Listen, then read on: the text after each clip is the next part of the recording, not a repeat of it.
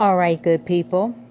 Thank you for joining my Aisha Speaks Jade motivational Facebook page. I am back once again before I lay it down for the evening. Very long day. Very long yesterday. Worked, came in, just did so much, crashed at the airport so I could make sure I caught my plane on time, which it was delayed this morning. But anyway, so grateful as always, even through the struggles, challenges, that I made it to my destination. I made it to New York and then I made it to Jersey, safe and sound. So always let me be appreciative and humble with a lot of gratitude. So I am caught up on my videos, which I am doing another current live audio today, which is Wednesday, July 11th, 2018.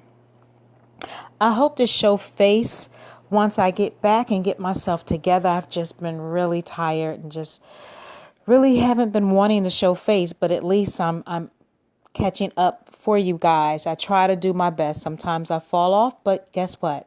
That is okay. I brush myself off and I get back up. So I'm sure some of you guys are going to be able to relate to this for real. And what I'm going to be talking about is ways to avoid staying too long at your own pity party, right? I'm sure some of you guys know about playing that pity party game. So, is it really a party if it's a pity party? We've all been to one, though. Perhaps it was an ugly breakup, loss of a job, that we couldn't stop replaying in our mind. Perhaps it was something even more grievous, such as the loss of a parent or loved one. Okay. Maybe a doctor just relayed some fearful news. Either way, when life knocks us down, sometimes it's just so darn near impossible to get back up. So, here are some ways that we can bounce back when life knocks you down.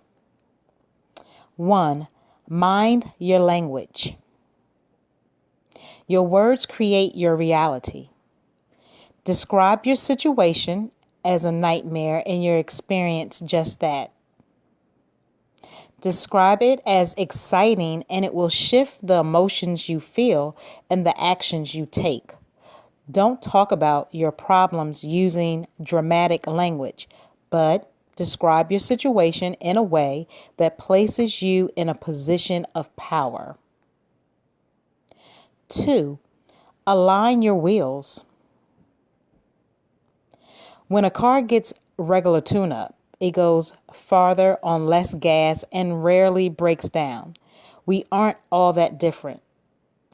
Take time to refuel and realign your thinking so you can handle life's trials with more ease and less stress. You can listen to music, play with your dog, go to yoga, etc. 3. Don't let your problems be your identity. No one likes to have his or her business fail or heartbroken. But although our setbacks can shape us, they don't have to define us. When life deals you a tough blow, be vigilant about not letting your adversity become your identity. 4. Lean on your tribe. Lean on your tribe. The stronger your support network, the better you will cope with challenges and the faster you will recover from them. Don't be too proud to reach out and ask for help because you're afraid of appearing weak or needy. And 5, choose optimism.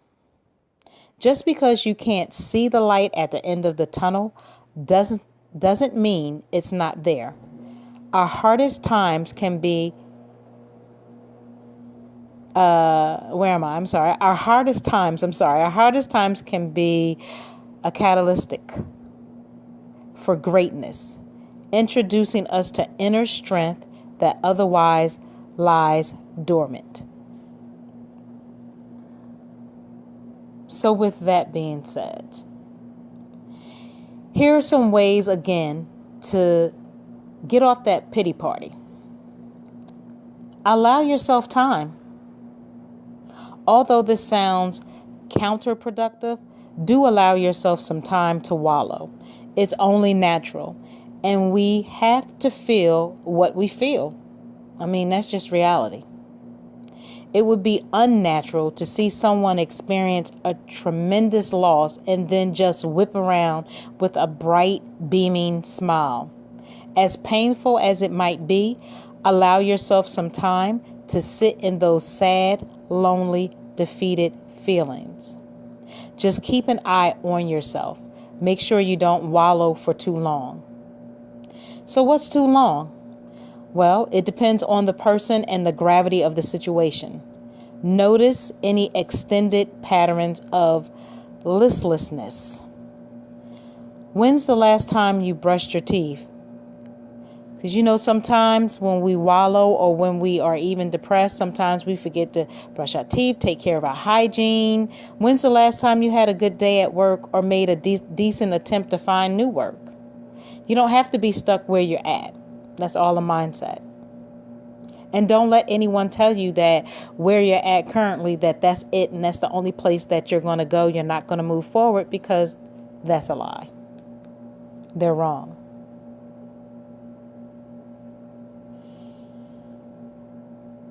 When's the last time you spoke to a friend or allowed them to come by and visit?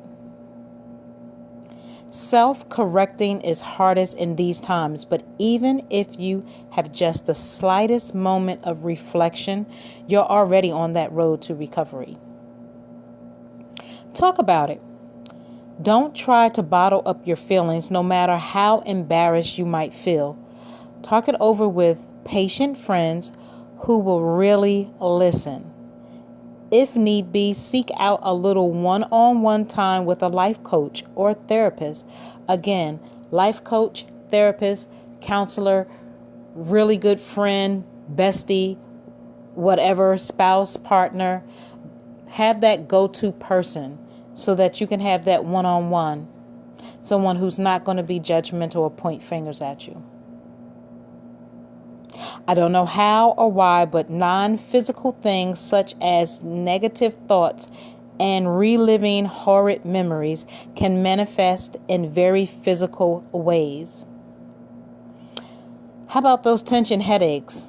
I know I get them. I get those. I get migraines. It is definitely not a good feeling. How about that lack of sleep that makes our skin sallow? Well, I know when I don't get a good amount of sleep, my mood is all over the place. And I guess my skin probably is affected.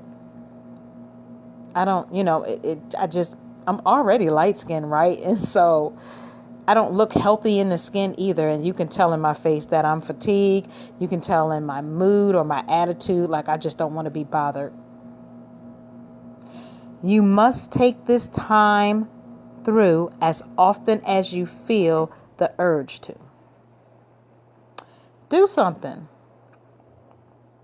When you don't even want to get out of bed, make that your one achievement for the day. See, you don't have to do a multiple of different things. You can do one thing at a time, and really getting out of bed, that could be an achievement for the day. You might be in your mood where you just don't want to budge. But find that one thing and focus on that one thing for the day. Do not overwhelm yourself. Get up, take a quick shower, and do something, anything. And if you're really good, sit in a cafe instead of on your sofa behind drawn curtains. Go to a movie by yourself. Grocery shop. Pick up a few of your favorite treats. And it says so long as you don't eat them all in one night, right? Because if it's a good treat, Like, I like good treats. You'll say to yourself, okay, I'm just going to eat a little bit and I'm going to just leave the rest for tomorrow. And then you wind up eating that whole thing. So yeah, try not to eat it all in one night. Make plans with a friend when socializing is the last thing you want to do. Make it your personal goal for just that one day out of the week. Pat yourself on the back for achieving it. Yes, give yourself credit for small tasks. It doesn't always have to be the biggest task. You can start small, and it's okay. What you achieved for that day, that's great. Give yourself credit. What you didn't, move on. There's always tomorrow.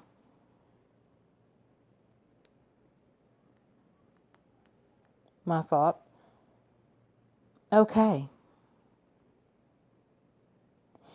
Be proud. No matter the root of your pity party, let a little bit of Katy Perry into your heart. You know, I got the eye of the tiger, a fighter dancing through the fire. Was it a breakup? Or was it the loss of a loved one? Was it a series of unfortunate events that piled up and made you toss in the towel? No matter what it was, guess what's going to happen at some point? You're going to come through the other side. At some point, you're going to feel like yourself again. Contribute at work again. Contribute to your own business. Do something perhaps you've been wanting to do with your business or at your job. Socialize with your friends regularly again. Keep that image in mind. Although you might only be on step 2 right now, you will get through this. When you do, you're going to feel just a little bit stronger, just a little bit more able to conquer life's curveball to the nose. Pay it forward. They say tragedies and misfortunes happen to make us stronger.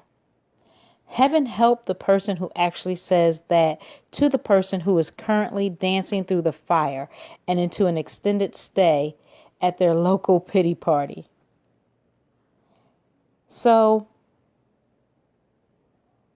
talk it out with a friend. Allow yourself, whatever you're going through, allow yourself the natural state of sadness, but then slowly and surely arm yourself with a reminder of that eye of the tiger in you and get out there and live again. And I know that's easier said than done because I'm definitely a prime example, of from time to time I fell into that pity party. Nobody understands what I'm going through. And think that I'm the only one that's going through it. And in reality, hell no, I'm not the only one that's going through it.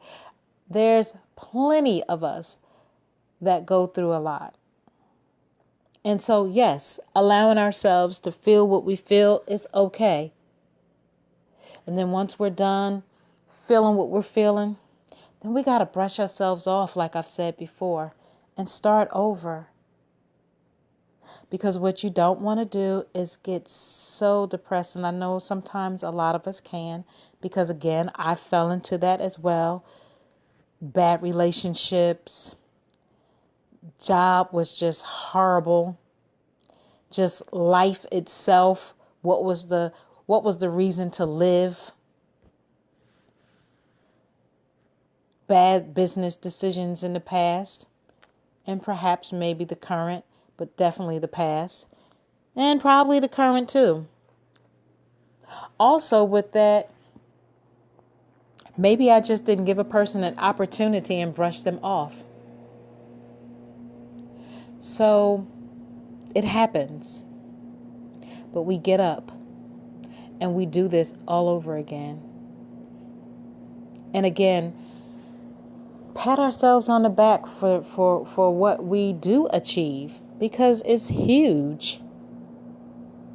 And there's always tomorrow. And let's not forget to be thankful and grateful for waking up. because somebody did not wake up, unfortunately. But when you're able to get up, open your eyes, get up, sit up, your feet touches the ground or the floor. Give thanks. Stop just for a moment and give thanks. Talk to the God of your understanding, or you might be into you and nature, or whatever the belief are, or maybe you may not. I don't know. To each his own. It's an individual choice. But whatever it is, just have gratitude and be appreciative and be humble. Start your day off right. Don't go to bed angry or mad. Don't wake up angry and mad. Learn to communicate. Learn to be effective. So I just want to bring that little tool to you guys as well. This is not really that long of a live audio. And I want to thank you guys for always supporting me and listening, whether you see my face or hear my voice. And actually, I did pull something else up, and I think I want to read it before I go. So forgive me, I'm just kind of pulling things up. And this is why we sometimes enjoy pity and how to stop. So, how can you recognize these behaviors? You may be seeking pity if you frequently start sentences with, "I didn't deserve." Sounds familiar, guys? Regularly tells others that life or parts of your life are unfair. Repeatedly talk about how someone has harmed you. Draw attention to your problems and ask why they had to happen to you. Subtly wish for negative outcomes so you can talk about them. And these are all how can you recognize these behaviors. Get caught up in your own head and become unaware of other people. Look at someone else's misfortune through how it negatively impacts you.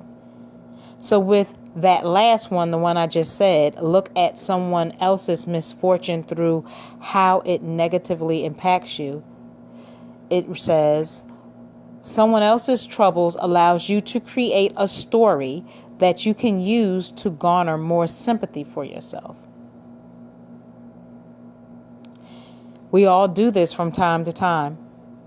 But when it becomes a habit, it can interfere with our happiness and our own relationships. Anyone ever been in that situation before? And if you're open and honest enough about it to share, please definitely leave it in a comment box.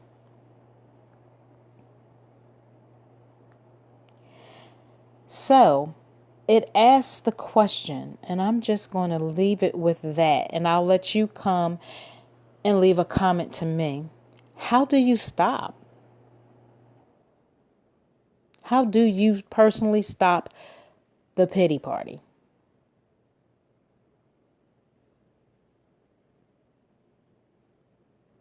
So with that being said, good people, always remember to take care of yourself, mind, body, and soul. The crown of your head to the sole of your feet. Making sure that you always use self-care, self-respect, self-love, self-worth. Know your worth. Be good to yourself. And with that being said, again, I wish you a wonderful evening. Have a better tomorrow. With gratitude, Ashe.